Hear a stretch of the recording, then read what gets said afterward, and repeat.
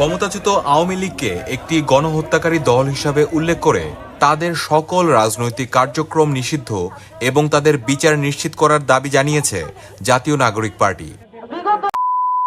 আওয়ামী লীগ সরকার যে গণহত্যা করেছে, যে গণহত্যা চালিয়েছে, এটার বিচার তো আমরা দেখতেই চাই, সাথে সাথে আমরা আওয়ামী লীগের নিষিদ্ধও চাই। আপনারা যদি বিচার এবং নিষিদ্ধকরণের দাবিতে এনসিপির শাহবাগজনের উদ্যোগে সমাবেশ শেষে একটি মশাল মিছিল বের হয়। বাংলাদেশে আবার এই বিচারহীনতা সংস্কৃতি দেখতে চান?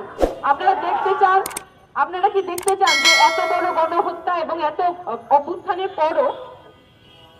বড় অভ্যুত্থানের পরও আমাদের বাংলাদেশে আবার বিচারহীনতা সংস্কৃতি ফিরে এসেছে? এই অবস্থা কি আপনারা চান? এই লক্ষ্যে আমরা মাঠে আছি এবং মাঠে থাকবো। আমরা আওয়ামী লীগ নিষিদ্ধকরণের আগ পর্যন্ত আমরা এই মাঠ ছেড়ে যাব না। এটাই এনসিপির প্রতিজ্ঞা এবং আমরা চাই যে এই লড়াইয়ে আপনারা আমাদের সাথে থাকবেন। ধন্যবাদ। আজ বুধবার সন্ধ্যা 7টায় জাতীয় প্রেস ক্লাবের সামনে এক বিক্ষোভ সমাবেশে দলটির নেতারা এসব দাবি তুলেন। এনসিপির শাহবাগজনের উদ্যোগে সমাবেশ শেষে একটি মশাল মিছিল বের হয়। মিছিলটি প্রেস ক্লাবের সামনের সড়ক দিয়ে পল্টন মোড় ঘুরে গুলিস্তানের 0 পয়েন্টে নূর হোসেন চত্বরে গিয়ে শেষ হয়। মিছিলে অংশ নেওয়া নেতাকর্মীদের হাতে মশাল নিয়ে আওয়ামী লীগ নিষিদ্ধের দাবিতে বিভিন্ন স্লোগান দিতে দেখা যায়।